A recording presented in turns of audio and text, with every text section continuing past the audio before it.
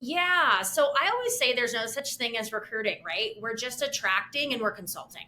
And when you're good at both of those, when you're good at helping people grow their business, they naturally become attracted to you and what you can offer. So I actually kind of fully got rid of the mindset of recruiting, and those team leaders, brokerage owners, OPs, and such that I coach to this day, we kind of start there. It's like, let's help people grow their businesses, and you will have people asking to join your company. And so that's kind of the approach I took. It didn't happen overnight. Obviously, it took me a really solid year, about a really solid year to get really to master the whole needs analysis or business consultation, in other words, and the ability to close at a high level. For those that are listening, the competition was called the Bet on Red, and it was in 2021. And I think the second one was in 2022, or it spilled over into 2022, if I remember correctly. And it was out of 850 offices, what leadership could ultimately attract or recruit top talent. And we ended up taking first place the first time around by bringing in 27 of those producers into the company in 4 months.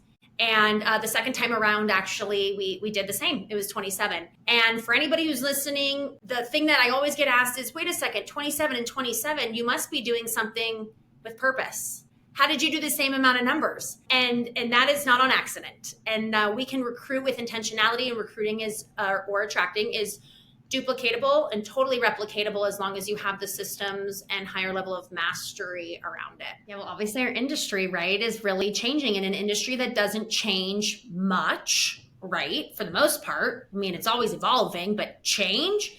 NAR, different just contracts, agreements, representing buyers, commissions. I mean, there's so much. And yet I believe everything happens for us, not to us. So that's the first thing, is like, let's look at how this is going to help your business, not hinder your business. Because what you seek, you will find. Number one. Number two, I am getting a consensus. I coach in and have all across North America, Canada, Mexico, and everywhere in between. Obviously in America right now, the biggest hurdle or, industry shift is this. And what we're seeing in every state that I currently work in is there is a pretty large exodus of agents who probably shouldn't have been in the industry to begin with.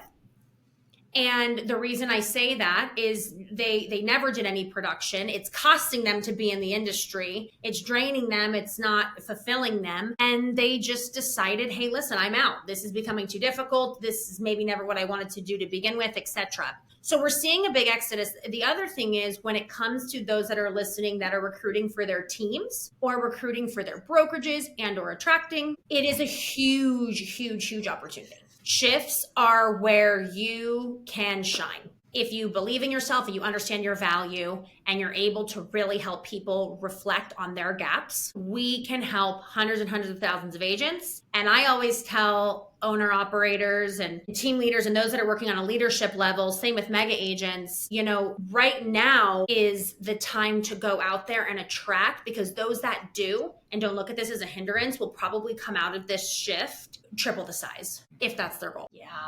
And so many realtors are going to be listening to this and get so frustrated because I'm going to use the coveted word leverage. But I go so much deeper than that. So a lot of people don't believe that they can afford it. And the reason why is because what I typically see is there's no P&L understanding or a budget, period.